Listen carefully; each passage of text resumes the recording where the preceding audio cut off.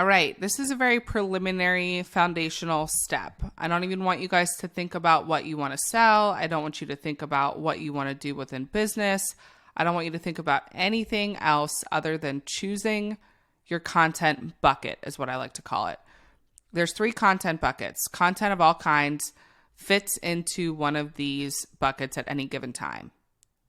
And it's important to think about this and be aware of this process because every piece of content you put out will fall into one of these buckets, and it's really good to be consistent. Now, you can do a mixture of all 3. We're going to go over what all 3 are. And you really, although you can do a mixture of all 3, you want to really think about what bucket you want to operate in on a consistent basis. Okay, so the first bucket is inspiration. Do you want to inspire people through your content? By empowering your audience, sharing success stories, highlighting positive change that you might be making or your community might be making. Inspirational content can be many, many, many, many things. As you guys scroll through social media, you'll find what inspires you. It's also good as you guys scroll through, because we all have those moments where we're just scrolling through social media. It's good to be aware of this stuff and not just mindlessly scroll, but be aware of what kind of content people are making and what kind of content hits home for you. So what are you inspired by?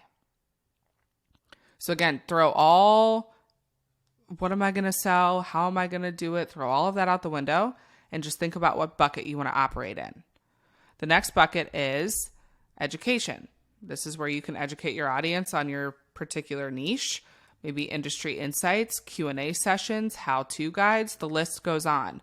What do you want to educate people about? This is the biggest content bucket just because it's maybe the easiest, I would say, because we're all fond of a certain topic or a certain niche. We all have our likes and dislikes. And if there's a specific topic that you really love and find yourself attracted to, then you can educate on that topic. It could be anything. It could be reality TV. It could be dogs. It could be picture frames. It could be light bulbs. It could be house cleaning. It could be anything. Anything you could possibly imagine you could educate people on.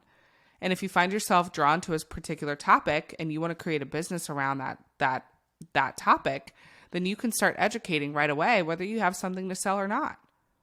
What do you love and what can you educate people on?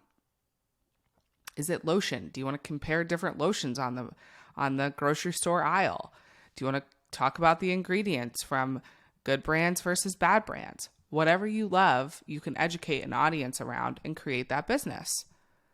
And here's a little tip. You can start educating, like I said, before you have anything to sell.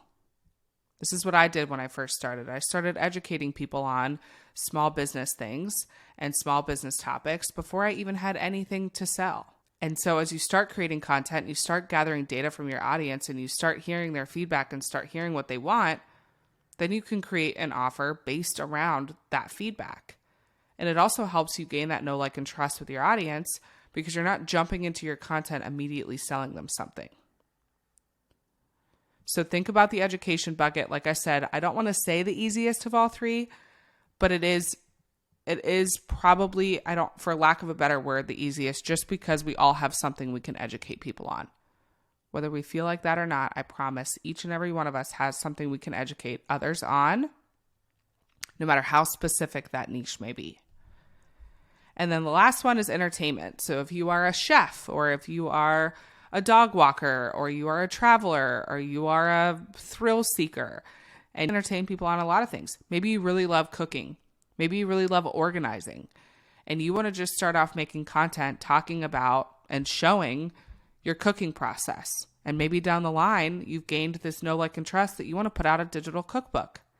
Maybe you love organizing things, and you buy all these things on Amazon and you show people how you organize things and then you share the affiliate links in your Amazon storefront.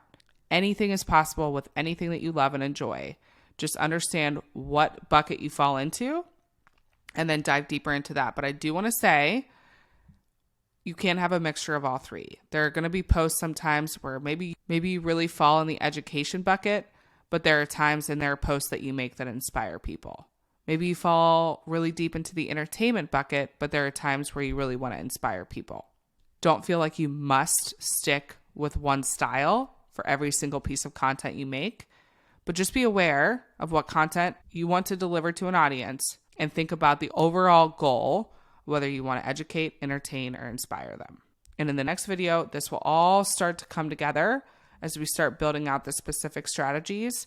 Just first start by picking your content bucket, and then I'll see you on the next video.